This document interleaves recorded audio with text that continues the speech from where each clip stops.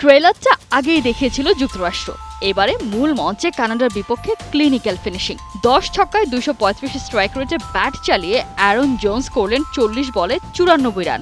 যেন টি-20টা তাদেরই খেলা। বিশ্বকাপে প্রথমবার অংশ নিয়ে বেসবল জায়ান্ট মার্কিনিরা দেখালো গ্রামার জানা থাকলে ক্রিকেট খেলাটাও ইজি পিজি।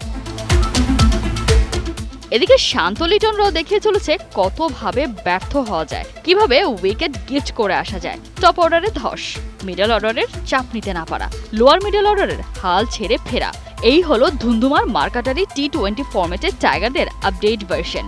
দিন দিন যেভাবে এক্সপোজড হচ্ছে, যে কেউ বলে উঠতেই পারে কি ক্রিকেট পাড়ায় নতুন নাকি।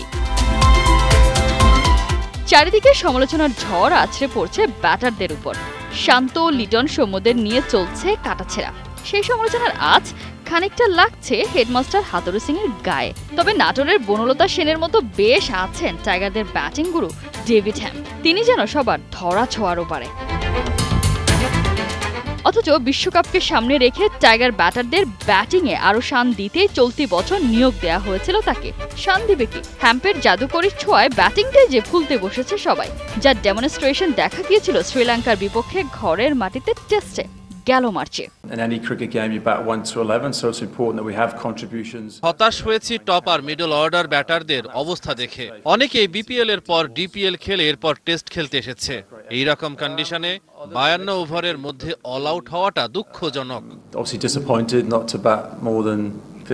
সেই থেকে শুরু, কেটে গেল 2 মাস।